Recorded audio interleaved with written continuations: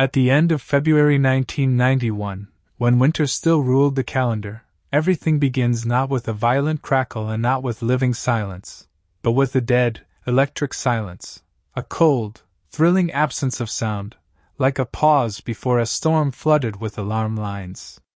In a bunker hidden by thick concrete walls, somewhere deep in the Moscow dungeons, in the final days of the Soviet Union, the stagnant acrid smoke of cigarettes turns the air into a viscous suspension, and next to it hovers something heavier, a nagging premonition of death, a nervous tremor as if from a dank wind that suddenly penetrated from the cracks into the cold concrete chest headquarters. General Mikhail Moise, his face chiseled by time and anxiety, his eyes made of finely honed flint, is motionlessly bent over a map that even the old constellations of the Soviet army can no longer navigate.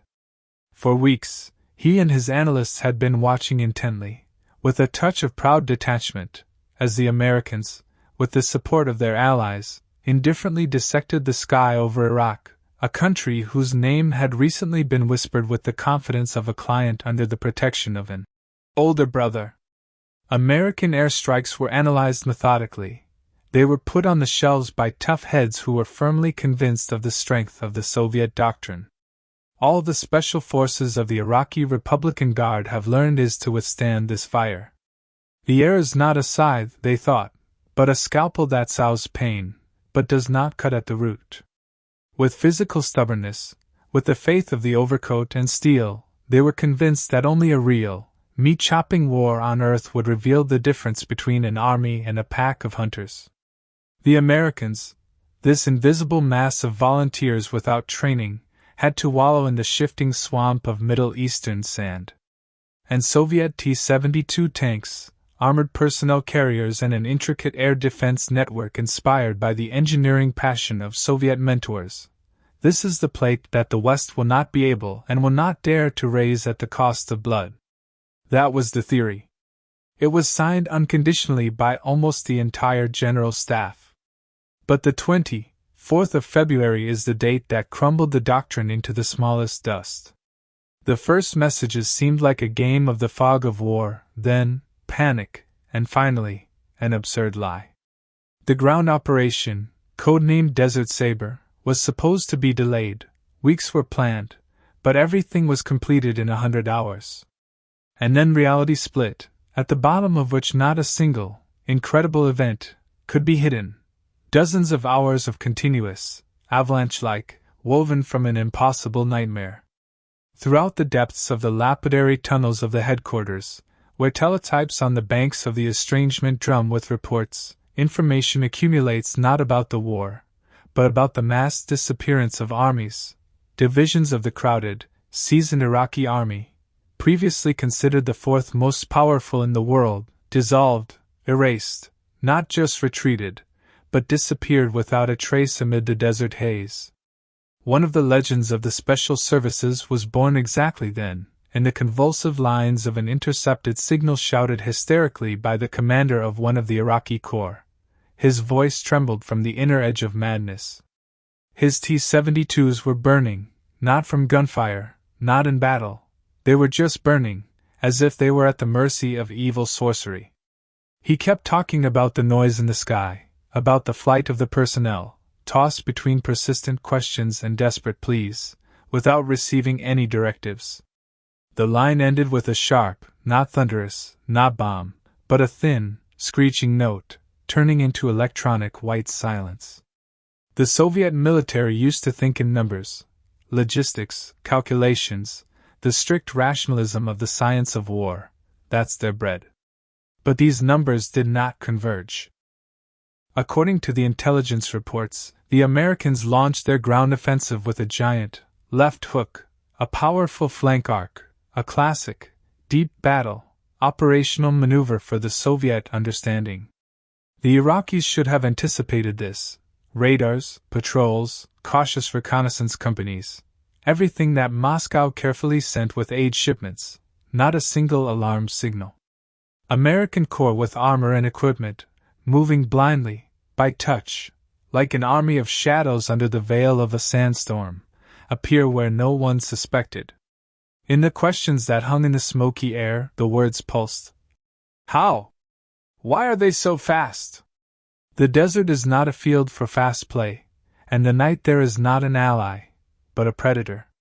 It was impossible for the system of orders and maps to think outside of phases and rhythm. The aerial reports seemed even more terrifying, everything that had been a pride for centuries, the through, impenetrable web of anti-aircraft guns, rocket batteries, and French Rolands was not just suppressed, but surgically torn out piece by piece, peeled off layer by layer, like canvas after a fire. In the first nights of the air campaign, MiG-29 pilots did not see enemy targets, but nightmarish phantoms. 1 minute the F-15 was glowing on the screen, and suddenly there was cement, followed by only ripples. A moment later a rocket, a fighter, was blowing to shreds. It wasn't a war, it was electroalchemy, the magic of radio waves and signal. Now, for Moscow, everything that is happening has gone beyond military analytics. A bigger question was born behind the airtight doors of the headquarters, not just, why did the Ally lose? But, what kind of system was it that so thoughtlessly, ruthlessly wiped entire armies from the ground? The new modernity is not a natural evolution, but a convulsive rift of epochs, like a thunderclap a moment before a thunderstorm. All this gigantic military machine of the USSR, which had devoured a quarter of the national pie in half a century, was preparing to fight with the tenacity of a tyrant, the past. And the Americans? They seemed to be already at war with tomorrow. Defensive fantasies embodied in burning tanks and armored personnel carriers were the only protection on the shores of Europe today. The T-72 is not only the backbone of the Iraqi army, but also the steel backbone of the Red Army. The BMP is a legendary iron chariot. The doctrine of hidden armor and layered air defense was not a tactic, but almost a state religion, and on the sands of Kuwait, this faith could not stand the test. Analysts are frantically looking for explanations. Maybe there is a secret weapon? The death laser?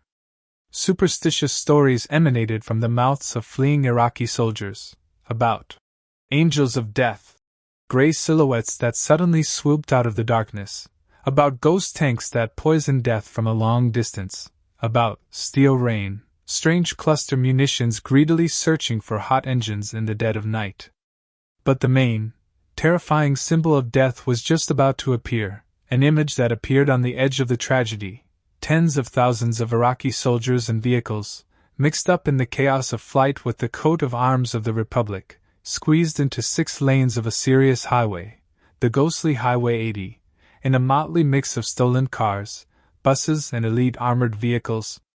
They were trapped, as if the whole mass had been sealed in a laboratory vessel, where experiments were solved not by man, but by a new war machine. For 10 hours in a row, when the black night held the sand in icy fists, the American aircraft did not so stupid carpet destruction. She methodically, mathematically sifted out, plucked out a piece at a time. It was not a battle, but a harvest. When dawn broke, when the first satellite images landed on the desks of Moscow GRU officers on February 27th, no one believed their eyes. The photos showed not a highway, but a cemetery of mechanisms and nerves. 2,000 cars, wheels to wheels, melted into one stream, tanks with torn towers. The fortification candies of the war were forever rooted to the asphalt. The media gave this road a name: Highway of Death. For Moscow, it was not just a disaster. It was a message that looked into the heart of every line of doctrine. The main concern was no longer whether the Americans would win, but what kind of new, almost transcendent system they had built, a system that sees through the void, hits any point, and is invulnerable to a response. The Cold War suddenly turned into either a stalemate nor a wedge on both sides.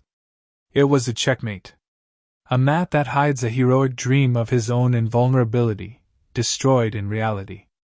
The hunt for a solution to how the United States created this new military machine, this all-seeing fiery god of war. became the most desperate investigation in the history of the Soviet intelligence services. The highway of death is not only a military failure of the Iraqis.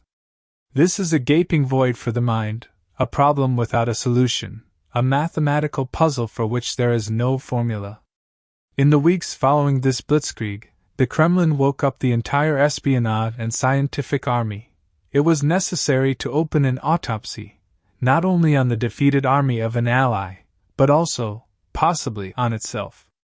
The first reaction was painful. Bargaining is not appropriate here. First the denial, then the search for the culprits. At the closed evening meetings of the Stavka, generals raged, accustomed to explaining success by the logarithms of tanks, artillery, and a mass of people. The decrees were fired at all departments. Intelligence, the GRU, the KGB, received one order: to get information about Desert Saber at any cost. They were to debrief every surviving Iraqi commander they could find, bribe any coalition official, and steal any scrap of technical data. At the same in Moscow, Soviet military advisors who had been attached to Iraqi units, men who had fled with the remnants of the army, were brought to secure Dhaka compounds outside the city. They were not treated as guests. They were interrogated. These debriefings were exercises in futility and terror. The Soviet officers, many of them veterans of Afghanistan, were shaken. They described a war that did not follow the rules. They spoke of the American attack helicopters, the Apaches. A Soviet colonel, a tank expert, reported with a shaking voice that his Iraqi T-72 tank battalion, dug into a defensive berm, was plucked apart one by one. He described it as a shooting gallery. The Americans, he insisted, were firing from ranges of 4, perhaps 5 kilometers. This was impossible. The effective range of the T-72's main gun was 2,000 m, maybe 3,000 with the At-11 Sphere missile. But the Americans were not firing tank rounds. They were firing missiles. Missiles that seemed to guide themselves. Missiles that struck the T-72 tank's weakest top armor. The Iraqi crews, he said, never even saw the enemy.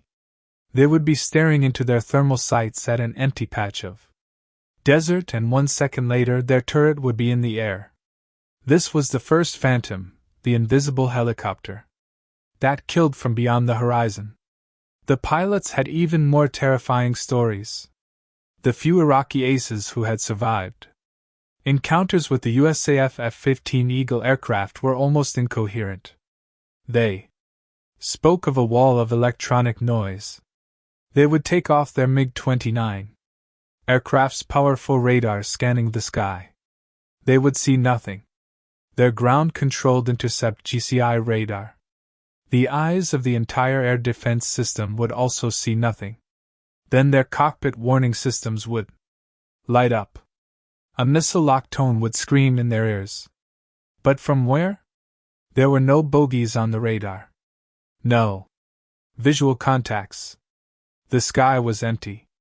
One Iraqi pilot trained in the Soviet Union described the experience. It was like fighting a ghost, he told his crew debriefer. I was flying my MiG-29, the best you gave us. I felt invincible. Then my screen it went white, just snow. My RWR radar warning receiver was screaming that I was being painted by an eagle. I looked up, I looked left, I looked right, nothing. And then I saw the smoke trail, not at me, but from me. My wingman had just exploded. He never said a word. I dove. I ran. I did not fight. I just ran. This story and others like it began to build a legend, a bogeyman.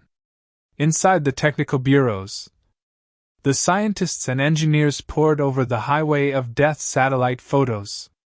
They analyzed fragments of American ordnance recovered by Spetsnaz teams who had covertly infiltrated the battlefield after the ceasefire.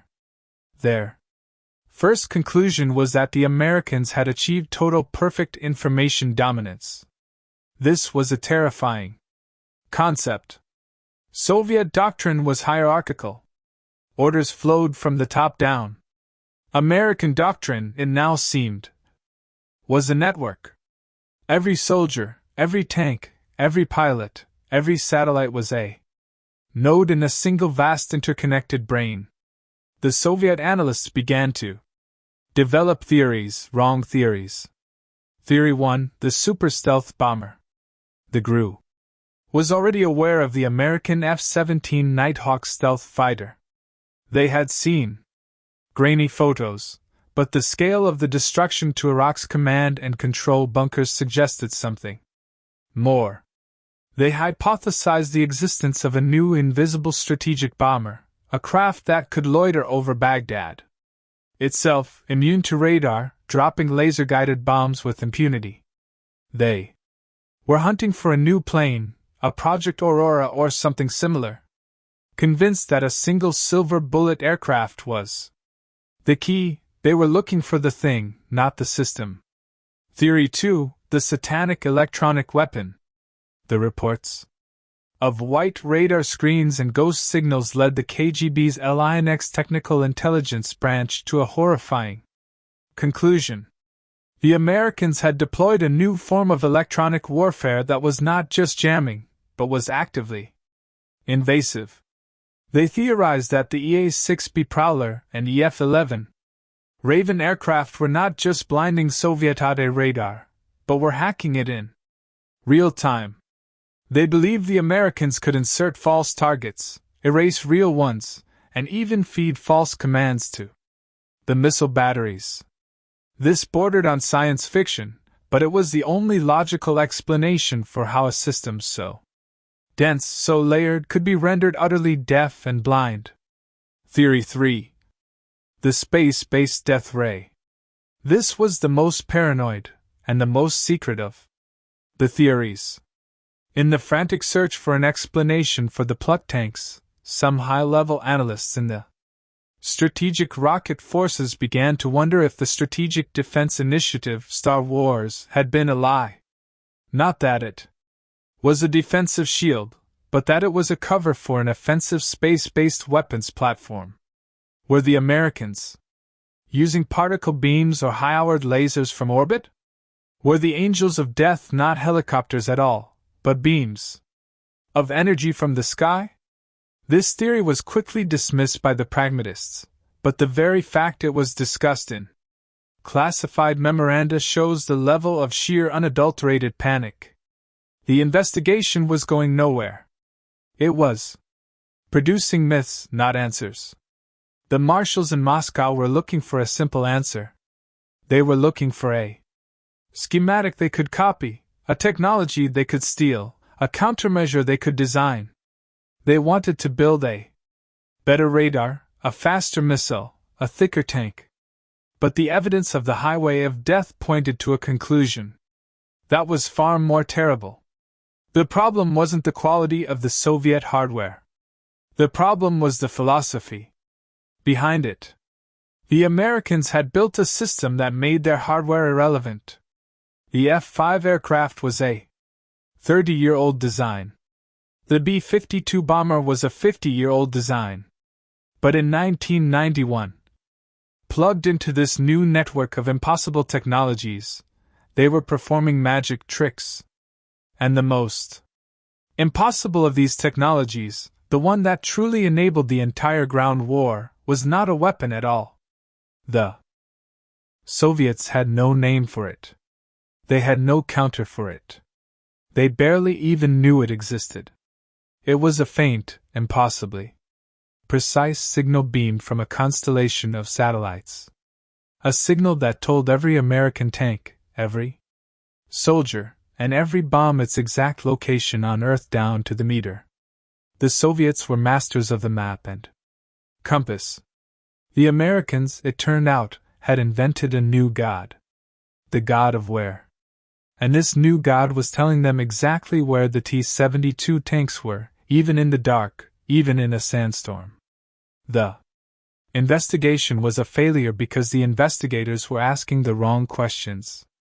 They were looking for a ghost, a single phantom, when they should have been looking at the entire invisible architecture of this new American way of war. While the marshals in Moscow hunted phantoms in satellite photos, the answer was not hidden in a single secret airframe or a new type of particle beam. The answer was hidden in plain sight, in a series of logical, methodical, and revolutionary ideas that had been gestating in American think tanks and skunk works for over 2 decades. The American military that entered the Gulf War in 1991 was not the same military that had left Vietnam in 1973. The humiliation of that defeat, the OPEC oil embargo, and the looming numerical superiority of the Warsaw Pact had forced a brutal reckoning. The United States knew it could never again fight a war of attrition. It could never match the Soviet Union tank for tank or man for man. So, it decided to change the rules. It decided to win a war of information. The American solution was not a single weapon.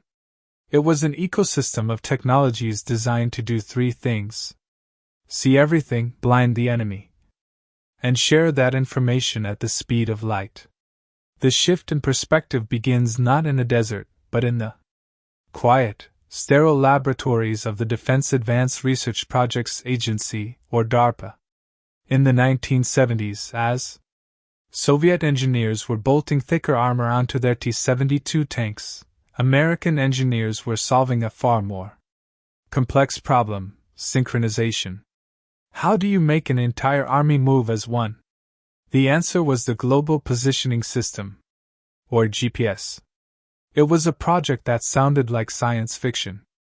The plan was to launch a constellation of 24 satellites into medium-ear orbit, a web of atomic clocks in the sky. Their sole purpose to broadcast a continuous, impossibly precise time signal. To the American soldier, this was a miracle. For the first time in history, a tank commander, a paratrooper, or a ship's captain could look at a small digital receiver, a dagger, or PLGR box and know their exact location on the planet at any time, in any weather, down to the width of a small room. The Soviets, masters of the map and the compass, had perfected warfare in 2 dimensions. The Americans had just mastered the 4th dimension, time. This single quiet technology was the linchpin of the left hook. While Soviet analysts assumed the Americans must have used maps, phase lines, and massive logistical preparations, the truth was far more elegant. The tanks of the 7 Corps did not navigate the empty desert. They were pulled toward their objectives by this invisible signal from space. They could move at full combat speed at night, through a blinding sandstorm, and know precisely where they were, where their wingman was, and where the enemy, who was completely, utterly lost, was. It was this system that allowed an entire airborne corps to leapfrog a Republican Guard division. It was this system that allowed artillery batteries to shoot and scoot with pinpoint accuracy, never firing on a friendly. It was the god of wherein it made the 100-hour ground war possible. But knowing where you are is only half the battle. The Americans needed to know where the enemy was. While the Soviets theorized about a new invisible bomber, they were only partially right. The F-17 Nighthawk, which the GRU had code-named Mogul Sheik Gravedigger, was not a bomber in the traditional sense. It was a surgical tool. It was the silver bullet designed to shoot the enemy's brain. Born at the legendary Lockheed Skunk Works in Burbank, California, the F-17 was less an airplane and more a collection of flat radar-absorbing panels that happened to fly. Its design was a triumph of physics and computer modeling over aerodynamics. It was unstable, difficult to pilot, and could only fly at subsonic speeds. But it could do one thing no other aircraft on Earth could do. It could become a ghost. On the opening night of Desert Storm, 36 F-117 aircraft took off. Their targets were not tank columns or airfields. Their targets were the nodes of the Iraqi air defense system, the command and control bunkers, the central radar hubs, the communications switches. While the Soviet advisors in Baghdad cowed in their shelters, the F-17 aircraft pilots, flying with impunity over the most heavily defended city on Earth, were methodically dismembering the network. They dropped 2,000-pound laser-guided bombs directly into the ventilation shafts of Saddam's headquarters. They vaporized the sector operations centers that connected the hundreds of Soviet-made SA-6 and SA-8 missile batteries. When the Iraqi radar operators, staring at their empty screens, were suddenly told their central command was a crater, the entire impenetrable network collapsed. The F-17 had not fought the air defense system. It had murdered it in its sleep. It kicked down the door so the rest of the Air Force, the F-15s, F-16 seconds, and B-52 seconds could come in and finish the job. This explained the blinded pilots. This explained the silent radar screens, but it did not explain the highway of death. It did not explain the plucked tanks. That required the final, and perhaps most revolutionary piece of the puzzle. It was an ungainly-looking aircraft, a modified Boeing 707 airliner with a massive 30-foot-long canoe slung under its belly. It had no guns, no missiles, no bombs. It was the E-8 Joint Stars, and it was the single most feared weapon in the American arsenal, even though it had never fired a shot. Joint Stars stood for Joint Surveillance Target Attack Radar System. That bland name concealed a terrifying capability. The canoe underneath the plane housed a phased array radar, so powerful it could scan a 20,000 square mile patch of ground, an area the size of a small country, and track every single moving vehicle within it. This was the all-seeing eye. While the F-17 aircraft were killing the brain and the GPS satellites were guiding the body, the Joint Stars aircraft were watching, flying in safe orbits hundreds of miles. From the front, the operators inside the E-8 could watch in real time as an Iraqi T-72 tank battalion started its engines. They could see the convoy of trucks trying to resupply a frontline unit. They could see the panicked retreat forming on Highway 80. And the Joint Stars aircraft was not just an eye. It was the brain. It was a network. The operators on the J-Stars would see the Iraqi tanks moving. They would instantly data link those coordinates, not with a slow, crackling voice call, but with a digital burst to other platforms. The first was the E-3 AWACS, the Airborne Warning and Control System. The AWACS in turn would look at the F-15E Strike Eagle aircraft under its control, see which one had the best angle and the right munitions, and digitally hand off the target. The F-15E pilot would not have to hunt. He would not have to search. He would simply see a target appear on his cockpit map, pre-verified and pre-approved. The second platform, and the one that so terrified the Iraqi tankers, was the AH-60 for Apache attack helicopter. The Apache was a flying tank killer, but its true power was its TADS, a target acquisition and designation site. It was a globe on its nose that combined thermal imaging with a laser designator. Here is how the magic happened. The impossibility that the Soviet colonel could not understand. A J Stars 50 miles away sees a T-72 tank. It data links the target to an Apache helicopter lurking 5 miles from the tank hidden behind a sand dune. The Apache's crew never even sees the tank with their own eyes. They simply slaves their TADs to the J-Star's coordinates. A green box. appears on their thermal screen. The gunner presses a button, firing a Hellfire missile. This missile was the Angel of Death. It was fire and forget.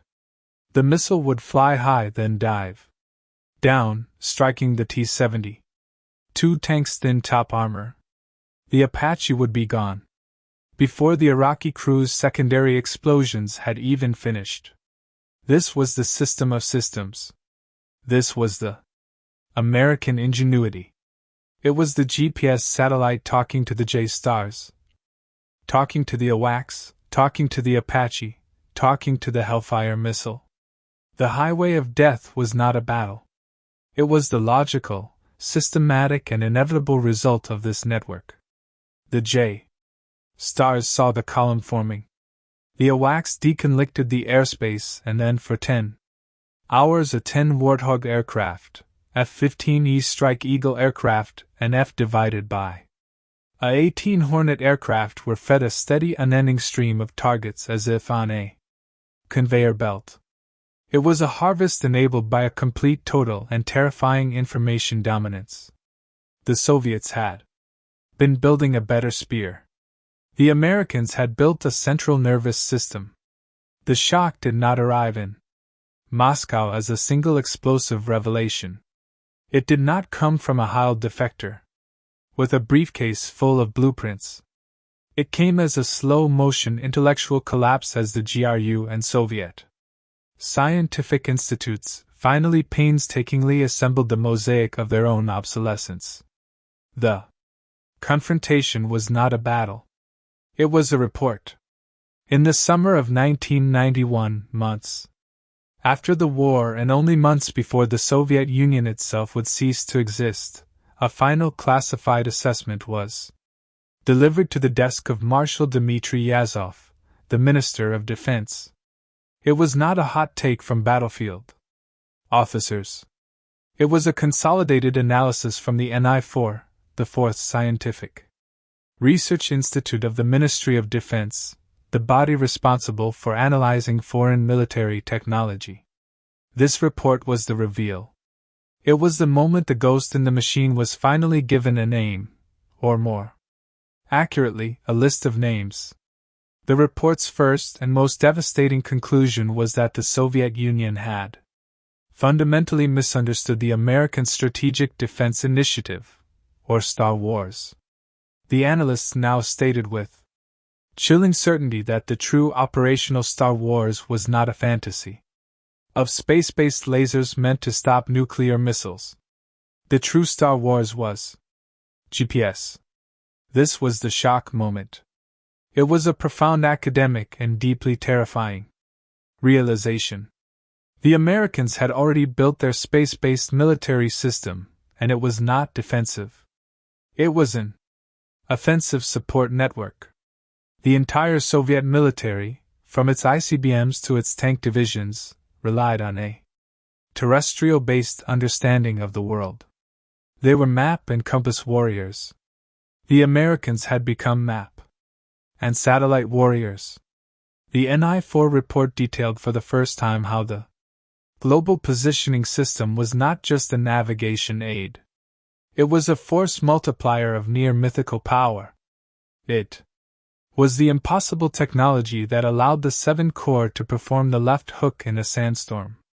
It was the impossible technology that allowed American artillery to fire with pinpoint accuracy, land a single salvo, and move before the Soviet counter-battle radar could even get a lock.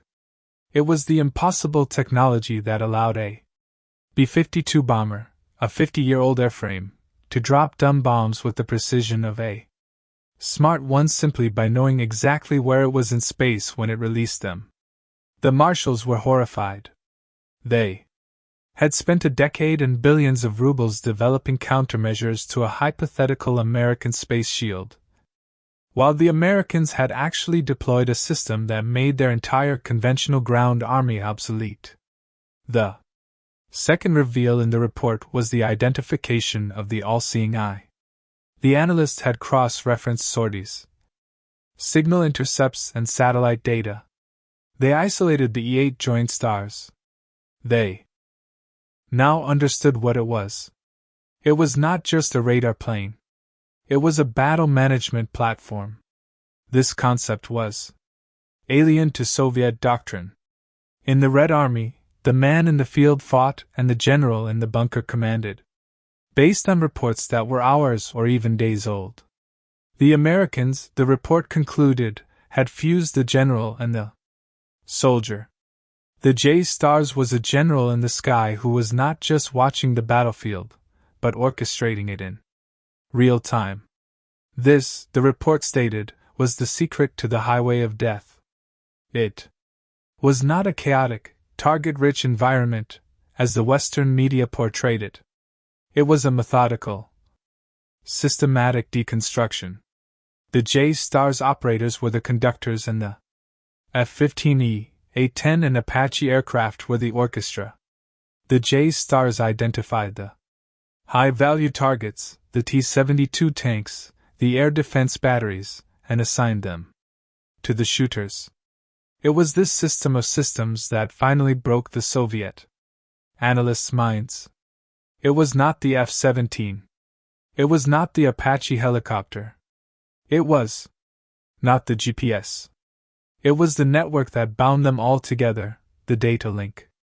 A Soviet MiG-29 pilot was a lone wolf guided by a fallible human controller on the ground. An American F-15 pilot was a node. He was plugged into the AWACS, which was plugged into the J-Stars, which was plugged into the GPS. The American pilot had the omniscience of a god. The Soviet pilot was flying blind. The shock was total. The investigation had ended with a horrifying truth. The Red Army was a colossus, a giant of steel and muscle, but it was stupid. It was a decentralized, uncoordinated brute. The American military, by contrast, was a smaller, more nimble organism, but it had a single, brilliant, and lightning-gas central nervous system. The feudal response had already begun even before the report was finalized. Countermeasure 1, the stealth hunt. The Soviet Air Defense Command PVO was thrown into a panic by the F-17. They had spent decades building the most dense, layered, and sophisticated air defense network in the world, designed to detect high-flying, fast-moving bombers like the B-52 and B-1. The F-17 proved that speed and altitude did not matter. Only signature mattered. Soviet engineers in a desperate crash program began pulling their old technical manuals. They realized that their older long-wave radars, the P-12 Spoon Rest and P-18 Spoon Rest D, were theoretically capable of seeing the F-117. These low-frequency radars were not precise enough to guide a missile, but they could detect a blob, where the high-frequency targeting radars saw nothing. The new doctrine was born of desperation. A P-18 would spot the blob, and then network that data to an SA-10 Grumble missile battery which would fire a missile into the box hoping for a kill. It was a failure. It was a clumsy, slow, and unreliable Rube Goldberg machine. The Americans, by contrast, were already well into the development of the next generation, the F-22 Raptor. The Soviets were trying to counter a ghost with a net, while the Americans were already designing a poltergeist. Countermeasure 2, the Apache Killer. The sheer terror inspired by the AH-64 Apache and its Hellfire missiles sent the tank design bureaus into a frenzy. The T-72, the backbone of the Army, was a death trap. Its main weakness, a carousel autoloader that stored ammunition in the crew compartment, meant that any penetrating hit, especially from a top-down attack, would instantly detonate the entire tank, vaporizing the crew. The fix was a series of add-on solutions. Engineers scrambled to design Contact 5, a new generation of explosive reactive armor. These were bricks of explosives bolted to the tank designed to detonate outward when hit, disrupting the incoming missile's plasma jet. It was a patch.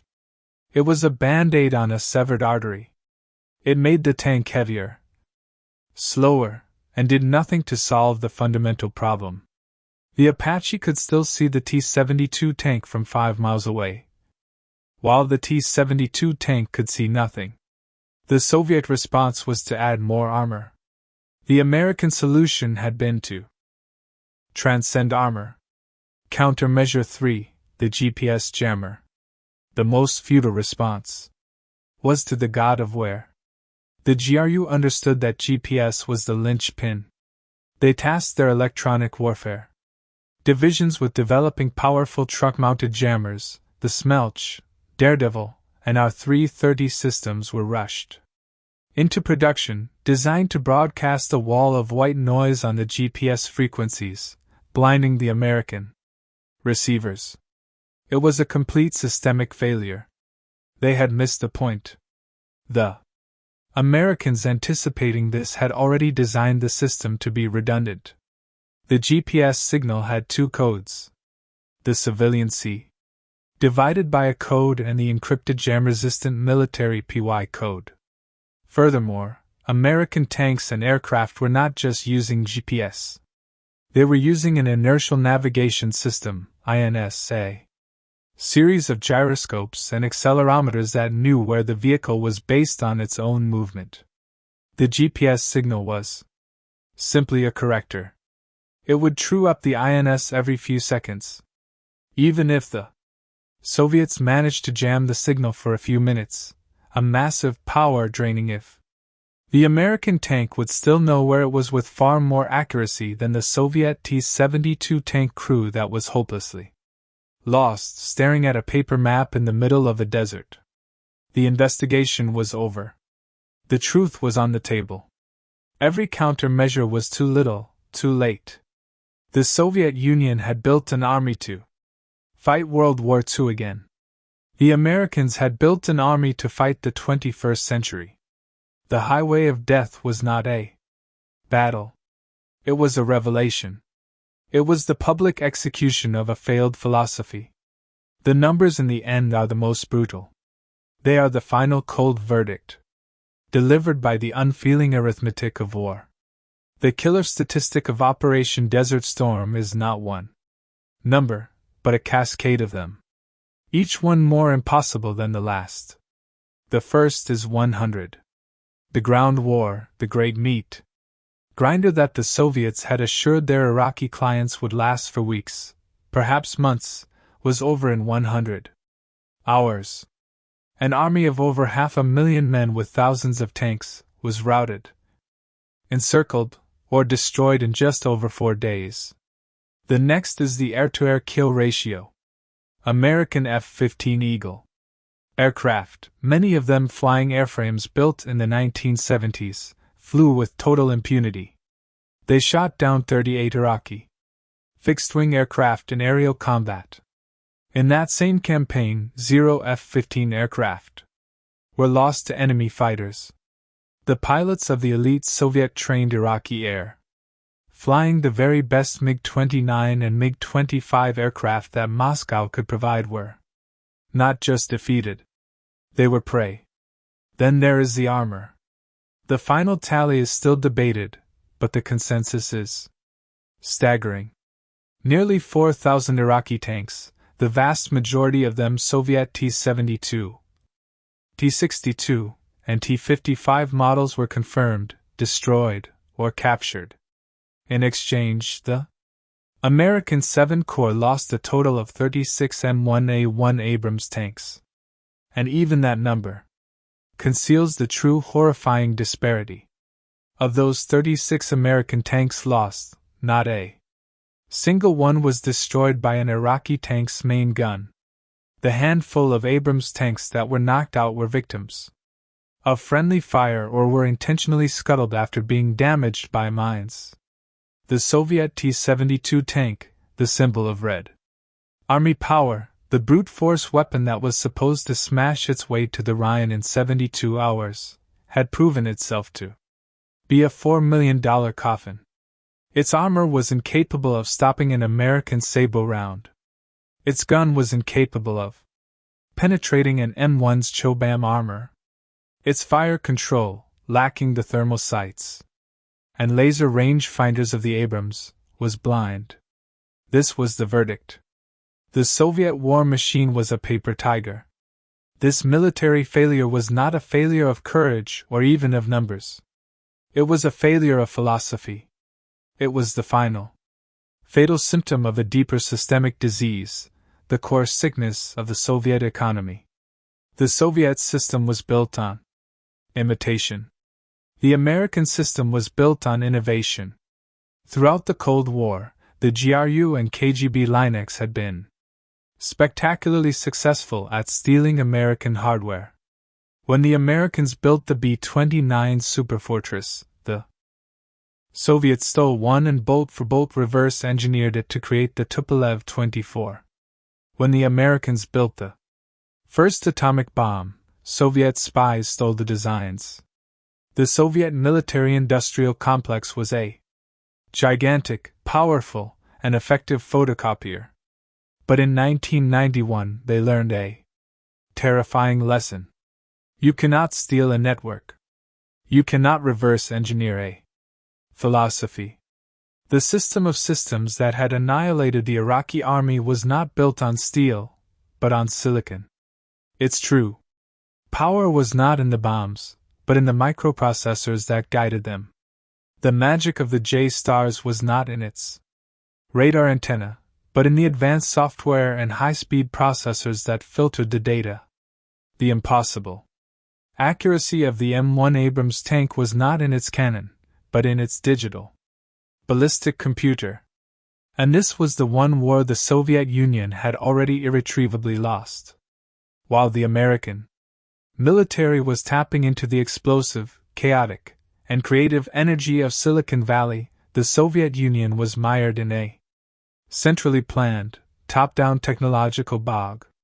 Their attempts to clone the IBM 360 mainframe computer in the 1970s had resulted in the Riyadh series, a buggy, unreliable, and already obsolete copy. They were a full decade, perhaps more, behind the West in microprocessor technology. They could not produce high-speed microchips in quantity. They could not write complex iterative software. Their entire command structure was based on analog radio and teletype machines. While the Americans were passing digital data packets at the speed of light, the Soviet marshals, for all their talk of deep battle and operational art, were analog warriors in a digital world. They had built the world's largest, heaviest, and most expensive analog computer. And the highway of death was the result of it, being plugged into a digital network. It was an abacus competing with a supercompute. The final report that landed on Marshal Yazov's desk in the summer of 1991 was not just a military autopsy. It was a death warrant for the entire Soviet experiment. It was the killer statistic that finally proved beyond any shadow of a doubt that a system that stifles innovation, that fears decentralization, and that prizes imitation over invention cannot compete. The vast sums of money, a quarter of their entire gross domestic product, had been spent on a lie. They had built an army of ghosts, an army that looked terrifying on parade in Red Square, but that was technologically hollow. The highway of death was the mystery that solved itself. It was the epilogue of the Cold War, written in fire and steel. The great shock that the Soviets had spent their existence dreading the first strike from the West had finally come. But it was not a swarm of B-52 bombers or a wave of Minuteman missiles. It was a signal. It was a quiet digital pulse, beamed from a constellation of satellites. A pulse that said, "You are here. The enemy is there and you are too late." The mystery of the highway of death was the realization that the Cold War was not a contest of tanks or missiles or ideology. It was a contest of information, and the Soviet Union, a closed society built on secrets, paranoia, and the suppression of data, was destined to lose. The Iron Curtain did not fall because of a speech or a protest. It was rendered irrelevant by a network. It was made transparent, obsolete, and then, like a ghost on a radar screen, it was simply deleted.